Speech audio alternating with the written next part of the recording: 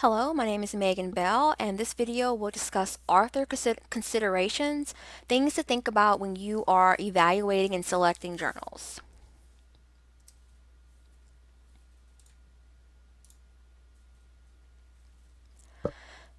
In this video, I will discuss author rights, I will define an author agreement, and I will tell you where to find author guidelines, and I will briefly go over the author guidelines for a genetic counseling journal.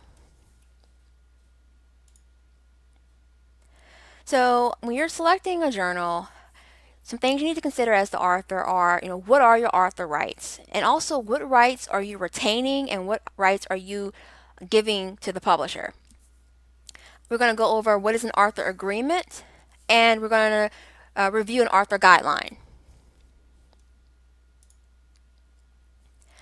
So, under copyright law, as a creator, you have the right to make reproductions of your work, so you can choose to make as many copies as you want and give it out to whomever you want to give it out to.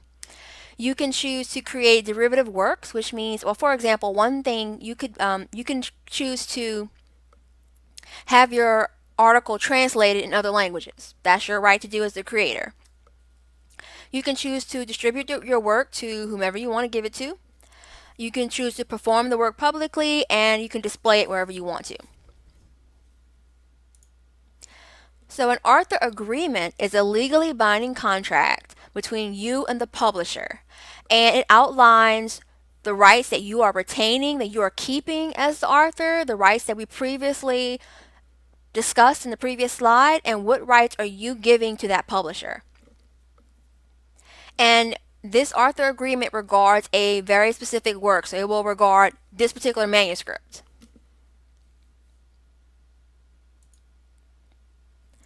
So the author guidelines is information that's provided by the publisher, and it lets you know how your manuscript needs to be submitted. So for example, what citation style to use. Are they using APA? Do they have their own journal citation style? It lets you know how to submit the manuscript. So you may have to submit it through some link through the library's page. I'm sorry, not the library, but through the publisher's homepage. They maybe have very specific instructions on how do you submit a manuscript to them. And it also gives you information on what publishing models does the author offer. And so we're going to talk more about publishing models in another video, but it will just give you a little bit. But the author guidelines is where you find what type of publishing model do they use. So now I'm going to apply these principles to the Journal of Genetic Counseling.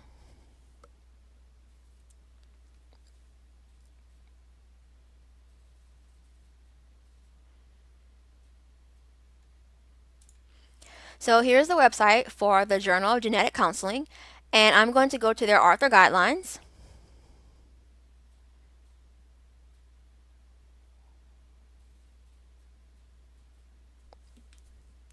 Is thinking. And I'm going to scroll down to the information on their publishing model.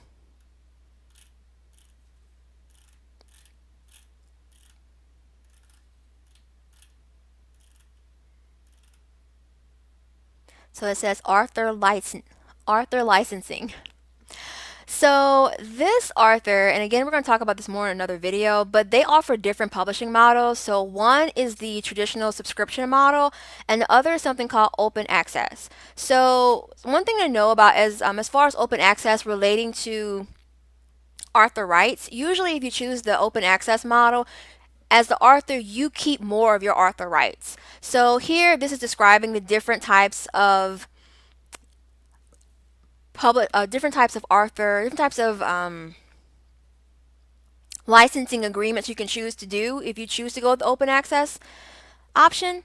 And so Creative Commons attribution license means that someone else can use your work, but they have to give you credit as a creator, and then that's it. The next one, the Creative Commons Attribution Non-Commercial License, it means that someone can use your work, but they have to give credit to you as the creator, and they can't make any money from it. The next option that says non-commercial, no derivative means that they have to give credit. They can use your work, but they have to give credit to you as the creator. But they can't use it to make any money, and they cannot make any translations of it. So each of these are means you're keeping more and more of your rights as the author. And also, they have links here if you want to know more information about the different publishing models they offer. And here, for the subscription model, you definitely want to read the information that they're giving you, because they're telling you what you're allowed to do. That contract is going to tell you what you're allowed to do.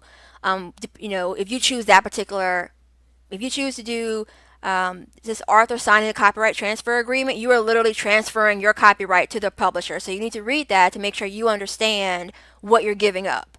And so not only don't just think about it for today, but also think about it 5 years from now. What do you want to do with your career? So do you want to teach, and do you want to be able to freely distribute your article to your students? Or do you want to make sure that multiple people all over the world can read your article? So do you want to make sure people can translate your article? So just those are things to think about. And maybe one suggestion is, sometimes it can be a lot of reading, but maybe take the author rights that are in the PowerPoint, and just as you're going through, just kind of browse through the author agreement, and then maybe kind of check off, okay, can I make derivatives? Can I reproduce? Can other people print this article? And just kind of like browse through it enough to kind of get an idea of what you're allowed to, what are you giving the publisher the right to do, and what rights are you keeping? So that can kind of maybe give you an idea of who do you want to publish with.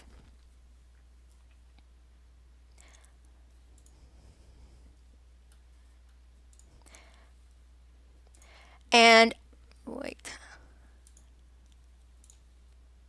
Okay, I realize this is a lot of information, and so we do have a copyright and scholarly communications librarian.